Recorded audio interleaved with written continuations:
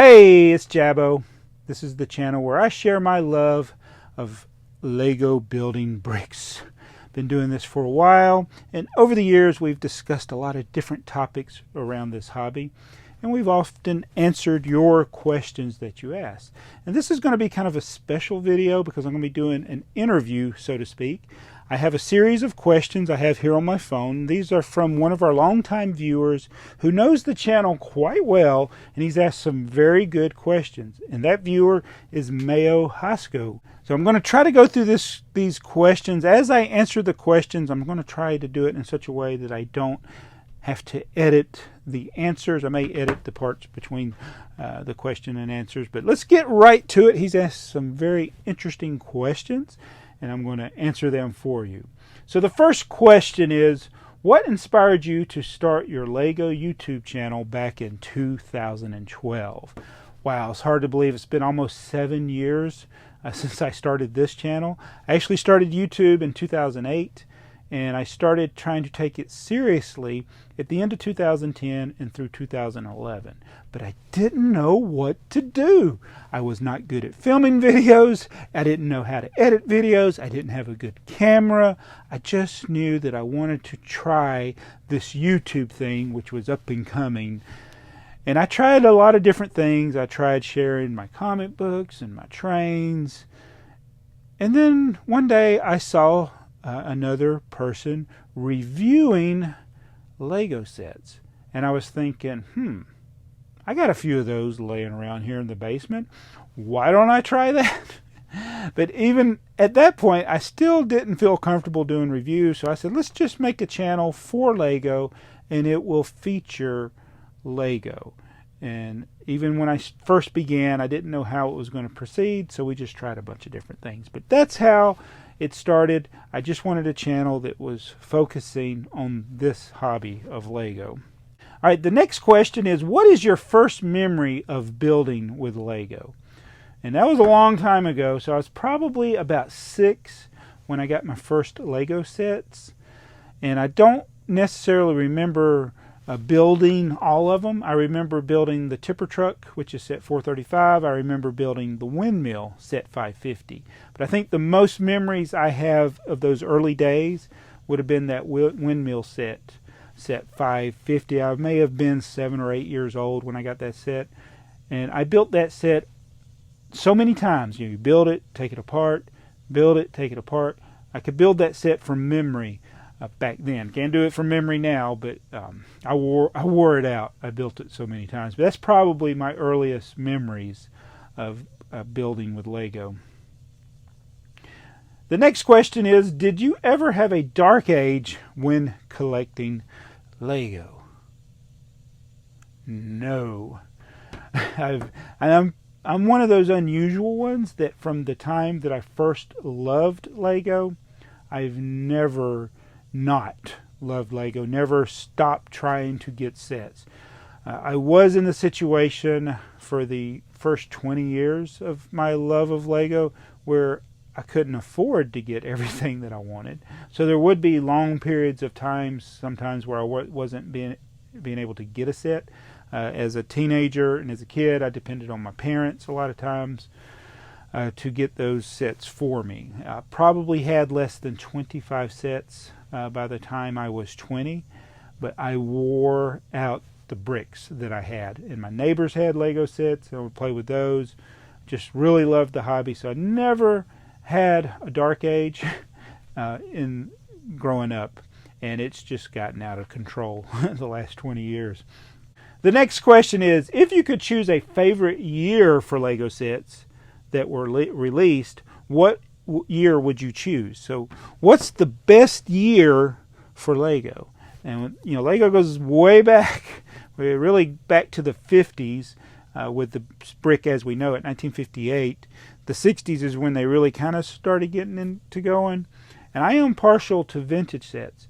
And this is a really good question because Lego just keeps getting better. But I go with the first 2 years that popped in my head, and I'm going to. The first one was 2007, but that's because we got a lot of my favorite things, like they started the modulars, and there were Brick Shark. There's a lot of good things with 2007, but that's not my favorite year. My favorite year would have to be 1980. That's almost 40 years ago. It's not the first year of the minifigure, but when you look at the sets that came out in 1980, there are some amazing sets. We have Main Street. We have the introduction of 12-volt Lego trains. There are just so many cool town sets. There are a cool castle. Oh, what else? Let's see. Oh no, I was not castle. It was space. It was the space sets that were cool. Castle didn't come around till 1984. But there were so many interesting sets in 1980. But I think by far the number one reason that I would choose that year is because that's when we got the 12-volt trains that came out. The next question is, how much has your collection expanded since you left your job at Six Flags and started working at the phone company back in 1999? So I worked at Six Flags for 14 years. It was my favorite job, but I didn't make a lot of money. So I got married in 97 and funds were tight, so I still couldn't afford to buy a lot of Lego sets. When I started in the phone company in 99, still wasn't making a lot of money. But I knew I would be getting certain raises for the first 5 years, and then it didn't take long. I was doing pretty good with that job. But that's not what really made my collection explode. That was the introduction of eBay to me. And so in 2000, I got a stable job now, good income. I discover eBay. I start selling comic books and stuff on eBay. And then my collection just exploded. I was finally able to go back and get those sets that I wanted as a kid, but we couldn't afford.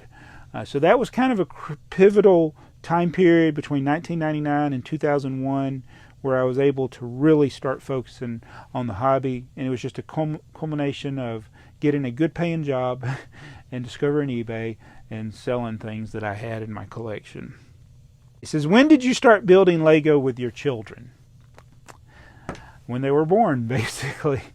So my son especially was introduced to Lego at a very young age. He played with those Duplo trains that I had. He was really into it, and then my daughter, even though she was born first, I think she came along a little bit slower than him, but I remember before they started school, they were always building. I had little work area. I had little workbenches that were like this high off the ground. They could sit at those, and they each had their own area. They were always building something. So I couldn't tell you the first things that they did, but I know that my son was like filming some of the stuff from a very, very early age. Some of the films aren't very watchable because they're out of focus, but he really loved building, especially.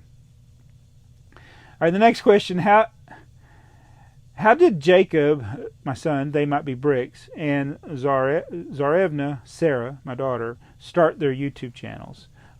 So really, Jacob was pivotal in this. He actually wanted to do YouTube before I did, as far as like making videos regularly. So he, like I mentioned before, he was already filming stuff. I was always finding these things on our SD cards that were used in the digital cameras where he had tried filming things. And I've tried to upload some of those to YouTube over the years, but it was really him wanting to. But I was skeptical at first, and so when I finally came around, he wanted to have his own channel, so we did that. And then when we started making money at this, and my daughter was like, "Oh, I want to make money too," so she started the channel, but she wasn't really sure what she wanted to do, so we kind of did things that my son and I were already doing, and so she enjoyed doing that for a while, but she's not as full-blown into it as I am. And even my son, as he's gotten older, it's not something that he's as interested in, but he still is interested on things that people post on YouTube, and he does help me with those. So what is the best thing about sharing your passion for Lego on YouTube? I think the number one thing is the people that you get to know. there are so many of them, and we've gotten to meet some at the different shows that we've gone to, but just having that interaction for so many years with some of these, I think that's the number one thing. And second to that would just be you're learning different things from people. You learn about deals, learn about certain builds, learn about Lego sets you didn't know about. So there's a lot of things you can learn from other people, but that doesn't surpass getting to know those people. So that's the number one thing. Next question. If you could change one thing about your Lego YouTube channel, what would it be and why? I've mentioned this recently, and you probably, Mayo knows, but I think the thing that I regret the most is the name of my YouTube channel. Now, BrickTsar is the name. You will notice, especially if you're not regular in the YouTube Lego community, but if you start looking at different Lego videos, you'll notice a lot of people have brick in their name. A lot of people have the letter B as their logo because of that. So that part of my name I don't like. And then the Tsar, while that is something I've used since high school, I'm still trying to find out if the graffiti I left under the carousel at Six Flags is still there that says Tsar. That was back in 1987. I don't know if it's there or not. I really wanted to ask a worker to go under the carousel and see if it's still there. So I just kind of been wanting to distance myself from that. I really don't want my channel to be called BrickTsar. I should have gone with the name I was given at birth, my nickname, not my legal name, but Jabbo. That's my one regret with YouTube. The other things with YouTube, I mean, of course, we all love to just be able to make YouTube our livelihood, where you could live off the income you get from YouTube. I know that's not realistic in my case. So I don't have any control over those things, but I think the number one thing, I wish I'd named the channel different, and I'm thinking still seriously of changing it. I'm changing my other channel names progressively. Just don't want to shock everybody, because when you've been called BrickTsar for 7 years, it's kind of hard for people, but there's people that have known me for 50 years as Jabbo. And I think the ones that watch me regularly, they're already going in on this and they're calling me Jabbo, so we're good there. But that's the one thing. How do you feel social media has impacted the way people build with Lego? I think there's some good things and some bad things with that. I'll just take the bad first. One of the bad things, I think, is when we're showing our hauls, it creates this desire to want more, and it's an insatiable desire.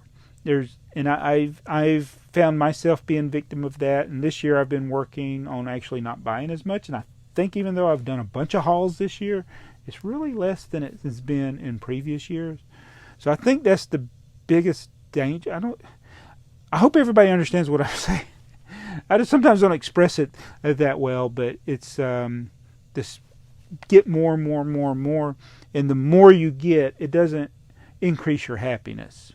So it's like you get there's chemical things that happen to your brain, I think, when it's the excitement of buying something, the excitement of getting something on eBay, winning a great deal on eBay, finding a good deal on BrickLink, getting sales at the stores like Walmart or Target or wherever.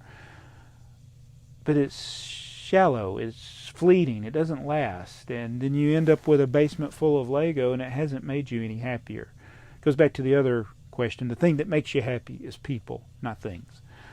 So I'd rather do more things with people than with my Lego. But that doesn't mean that building Lego is bad. It doesn't mean that collecting Lego is bad. It's just, it doesn't always lead you to what you might think in your head. So that's the negative. Now the positive here, the positive way is social media. I think it's educational. I think you learn a lot. You can, I have learned to avoid spending too much on things. I've learned how to build things. I've learned how to find deals. I've learned what things are out there. If I didn't know about something, I could find out about it. So there's a lot of things that you can learn. I think it's very educational. And there's also things that are funny. And it's like, I don't think there are enough funny YouTubers. I know there's ones that do stop motion. That seems to be a big thing. But I'm thinking more just making it just funny. Not just serious Lego reviews or just vlog style. Just do something that's funny. And I'm thinking that's what I'm going to work on in the coming months, years, whatever. Just transitioning where I just do stuff that I think is funny. You might not think it's funny, but I think that's what I want to do. But it's just entertainment, education, and sometimes cause you to spend too much money. That's how social media has affected us. All right, next question.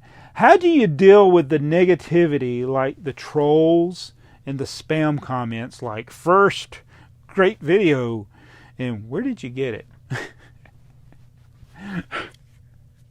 All right, so trolls are people that leave comments for the intention of getting a reaction from the person. So those are pretty easy to spot, and they usually just get deleted.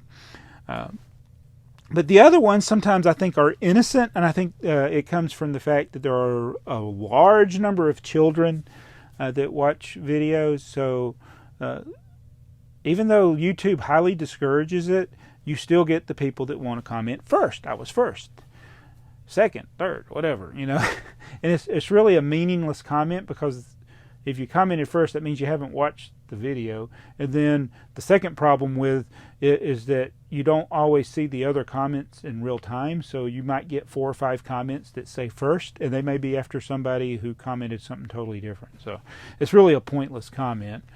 And as much as I've tried to fight it, and as much as YouTube automatically sends those comments to spam, it still gets annoying.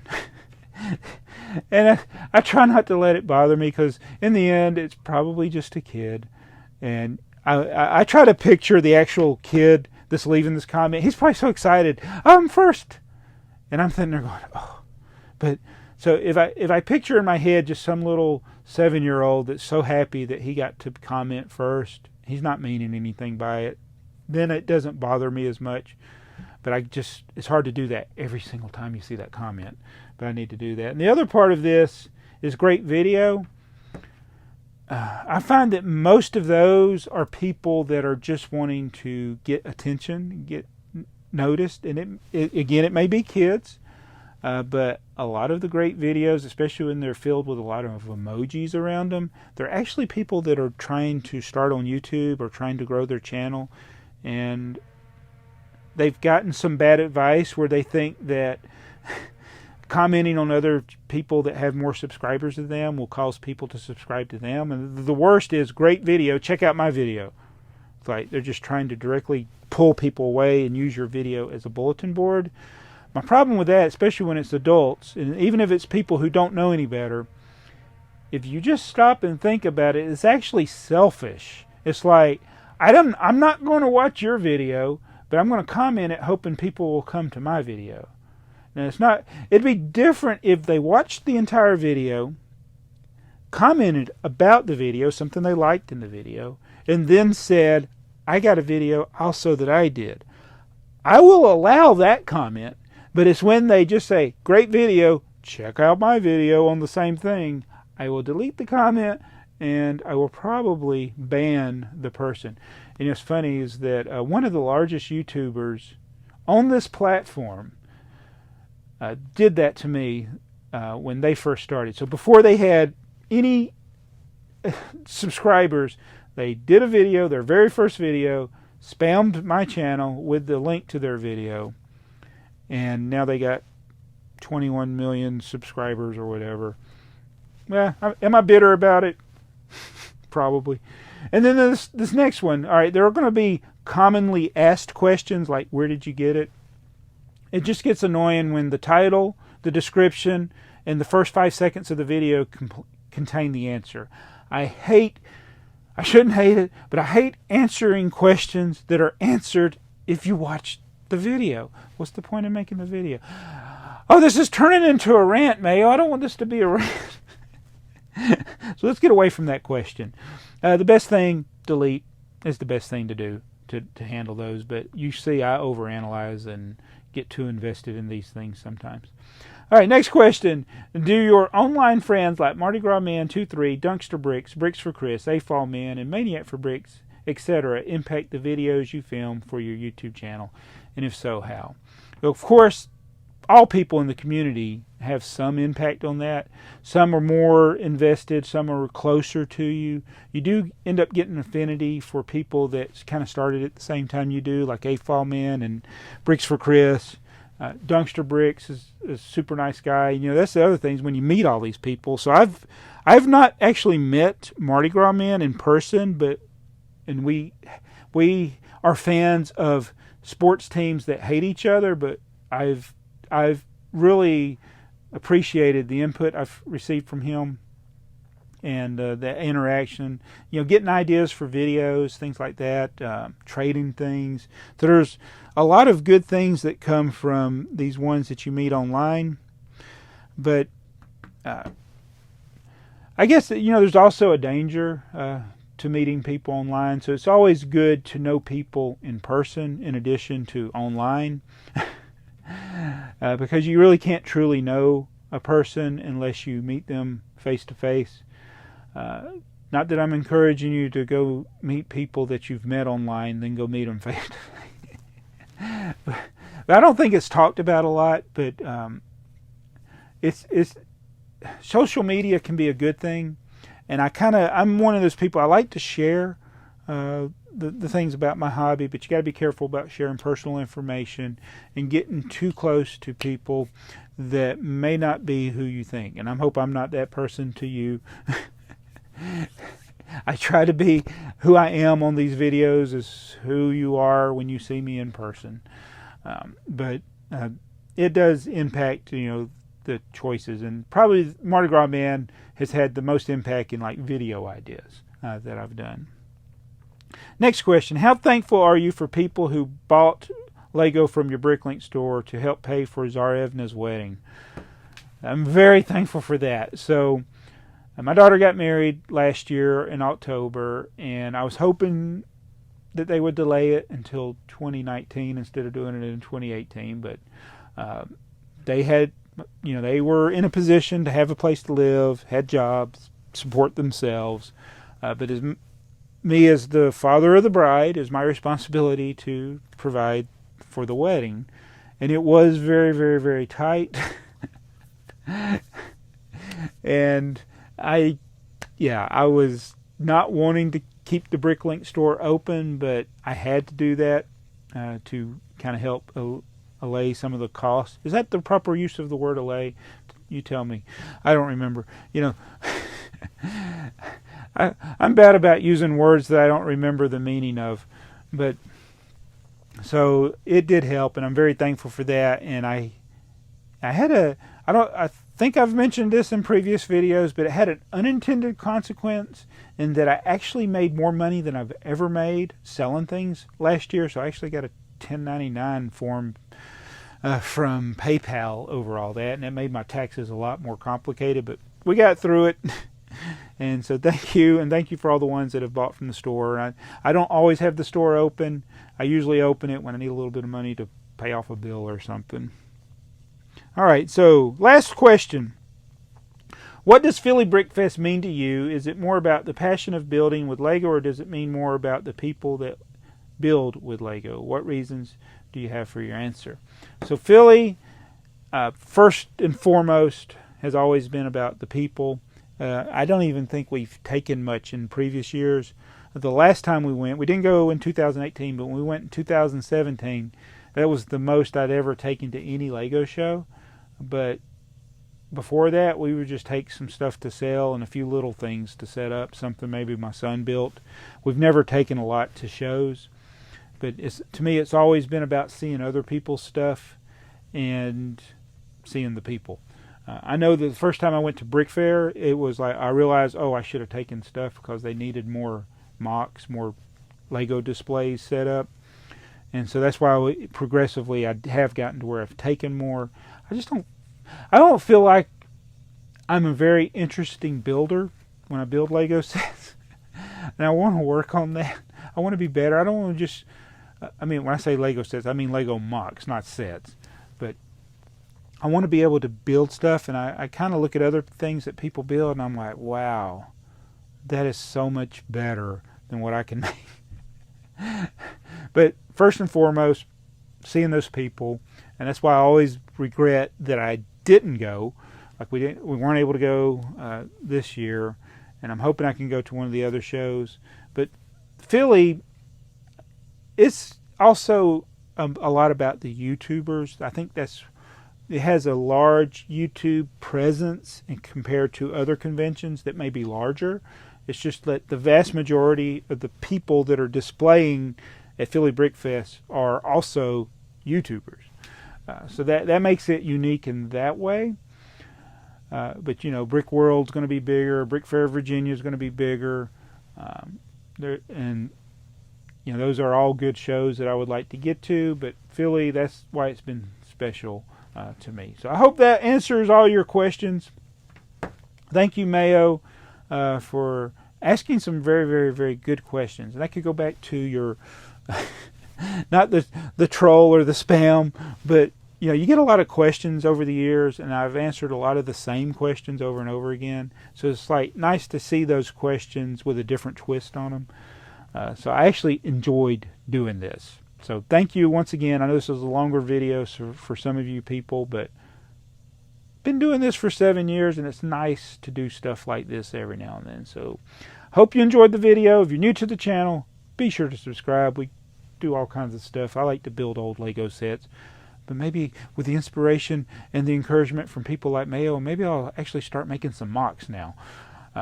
Yeah, we'll see how that goes, but see you in the next video. I'm Jabbo. Drop the mic.